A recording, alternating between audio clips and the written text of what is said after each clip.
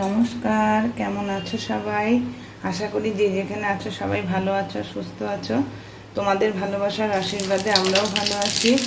Debjani daily blog চ্যানেলের নতুন একটা ব্লগে তোমাদের সবাইকে জানিয়ে তোমাদের সবাইকে সঙ্গে নিয়ে আজকের এই ভিডিওটা শুরু করছি।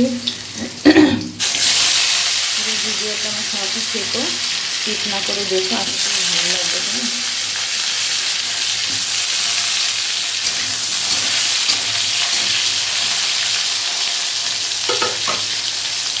আজকে সকাল সকাল চলে এসেছি তোমাদের সাথে একটা রেসিপি শেয়ার করতে। তাই তেলের মধ্যে দুটো কালো জিরা ফোড়ন দিয়ে আলু লম্বা লম্বা করে কেটে রেখেছি, সেই আলুটা দিয়ে দিলাম। চলো এবার একটু নুন হলুদ দিয়ে দিলাম, লবণ। এবার দেবো একটা হলুদ।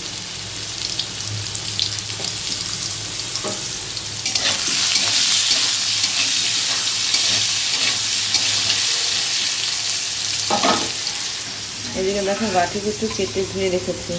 এই গাঠি কুচুর আলু দিয়ে একটা ঝোল করবো। এইভাবে তোমরা কারা এই ঝোলটা বানিয়ে খাও তারা একটু আমাকে জানিও কমেন্টে, কেমন? আলুটা মোটামুটি একটু নেড়ে নিয়ে এসছি। চলো দিয়ে দিলাম বাকিটা।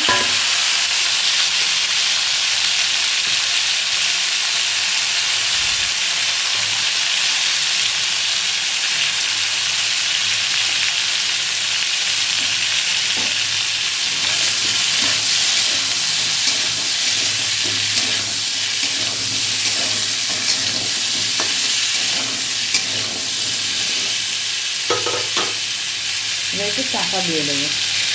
এবার ঢাকা দিয়ে দিলাম, গ্যাসের আঁচটা একদম কমিয়ে দেবো। এদিকে দেখো আমি 4টে কাঁচা লঙ্কা নিয়েছি, অল্প একটু জল নিয়ে নিয়েছি। এবার আমি এটাকে একটু পেস্ট করে নেব। ঢাকাটা খুলে এবার একটু নেড়ে চেড়ে আবার ঢেকে দেবো। এভাবে আস্তে আস্তে আমি একটু জিনিসটাকে ভাপিয়ে সিদ্ধ করে নেব আমি। চলো আর একবার ঢাকা দিয়ে দেবো। এবার ঢাকাটা খুলে নিয়েছি।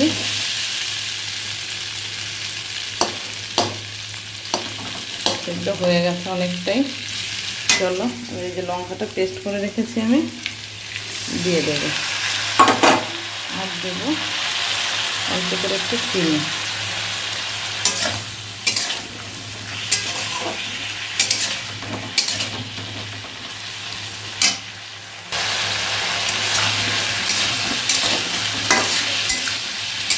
একটু নাড়াচাড়া করে ভালো করে তারপরে ঝোলের জন্য জলটা দিয়ে দেবো।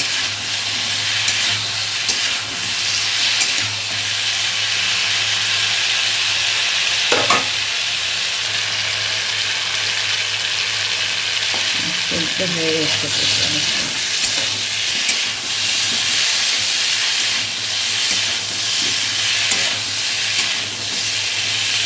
চলো এবার জল দিয়ে দিই।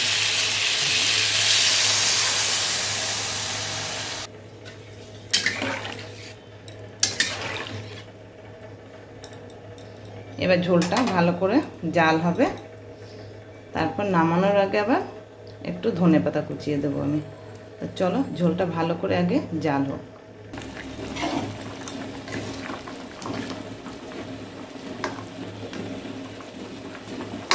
দেখো কচু একদম সেদ্ধ হয়ে গেছে, দেখেছো?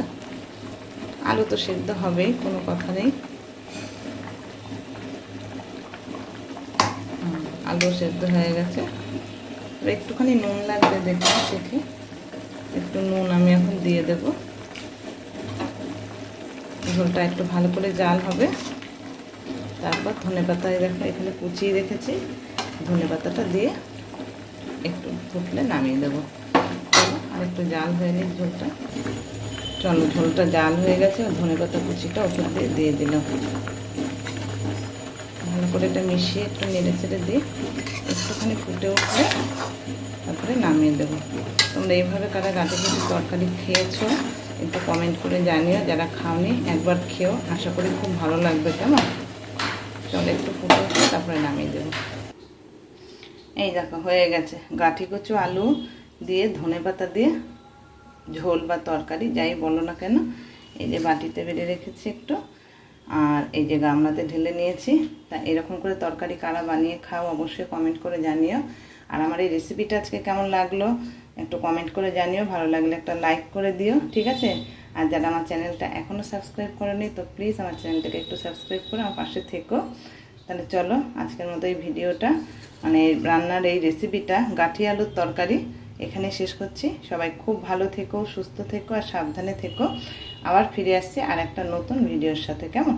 ততক্ষণের জন্য সবাইকে টাটা।